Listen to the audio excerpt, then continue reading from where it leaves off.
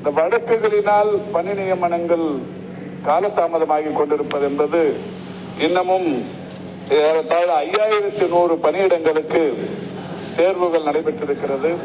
Certificate verification போன்ற அந்த நிலை வரை கூட வந்திருக்கிறது. ஆனாலும் வழக்குகளின் காரணமாக இன்றைக்கு ஒரு 983 மருந்தாளுநர் பணியிடங்கள் உடனடியாக நியமிக்க வேண்டும். அதற்கான பணிகள் நோட்டிபிகேஷன் வெளியிடப்பட்டு இந்த தேர்வுகளுக்கு அழைக்கப்பட்டு தயார் நிலையில் இருக்கிறார்கள். சர்டிபிகேட் வெரிபிகேஷன் எல்லாம் கூட முடிவுற்று, கம்யூனியல் ரொட்டேஷனும் இன்றைக்கு முடிவுற்று இந்த 983 பேருக்கு பணி நியமனங்கள் தரப்பட வேண்டும். ஆனால் அதிலே ஒரு சிக்கல் என்னவென்றால், அவர்களும் கொரோனா மெரிட் மார்க்ஸை கேட்கிறார்கள். இங்கே துறை தலைவர்கள் 3 பேர் இருக்கிறார்கள். டிஎம்எஸ், டிபிஎச், டிஎம்இ இருக்கிறார்கள்.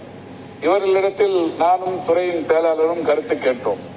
மருத்துவர்கள் கொரோனாவுக்கான இந்த மதிப்பெண்ணை கேட்கிறார்கள், பார்மசிஸ்ட் மருந்தாளுநர்களும் கேட்கிறார்களே என்கிற போது இவர்கள் 3 பேருமே சொன்னது, இங்கே வெளிப்படையாக சொல்வதில் தவறில்லை, 3 பேருமே சொன்னது அவர்களுக்கு கொரோனா மதிப்பெண் கொடுத்தால் அது இந்த துறைக்கு செய்கிற அநீதியாக மாறிவிடும் என்கிறார். என்ன காரணம் என்றால், அவர்கள் கொரோனா காலத்தில் பணியாற்ற வெளியில் வரவில்லை.